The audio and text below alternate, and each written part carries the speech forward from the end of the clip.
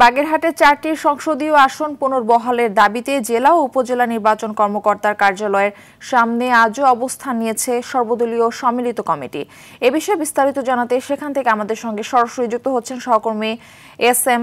Shamsur Rahman.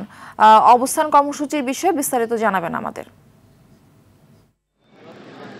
Murphy, আপনি যেমনটি বলছিলেন, বাগেরহাটের 4টি সংসদীয় আসন যে পুনর্বহালের দাবিতে যে লাগাতার যে কর্মসূচি আমরা কয়েকদিন আগে থেকে দেখে আসছি, সেই কর্মসূচির তৃতীয় ধাপের যে নির্বাচন কর্মকর্তার কার্যালয়ের সামনে অবস্থান কর্মসূচি, সেটি কিন্তু তৃতীয় দিনে আজকে চলছে। গত 2 দিন কিন্তু সকাল 9টা থেকে বেলা 1টা পর্যন্ত কিন্তু বাগেরহাটের প্রতিটি উপজেলা নির্বাচন কর্মকর্তার কার্যালয়ের সামনে এই অবস্থান কর্মসূচি পালন করে। আমরা এখন দাঁড়িয়ে আছি বাগেরহাট জেলা নির্বাচন কর্মকর্তার কার্যালয়ের সামনে। এখানে কিন্তু সকাল 9টা থেকে নেতাকর্মীরা এসে উপস্থিত হয়েছেন এবং তারা কিন্তু অবস্থান কর্মসূচি পালন করছেন। তারা বলছেন যে সকাল 9টা থেকে শুরু হয় এই অবস্থান কর্মসূচি চলবে দুপুর 1টা পর্যন্ত।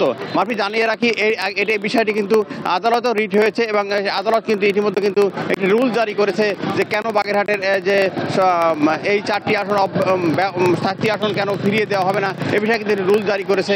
তো তারপরে কিন্তু বাগেরহাটবাসী কিন্তু আন্দোলন চালিয়ে যাচ্ছে, প্রথম থেকে কয়েক দফায় আন্দোলন, এরপর কিন্তু হরতাল এবং দিনব্যাপী হরতাল, কঠোর হরতাল পালন করেছে বাগেরহাটবাসী।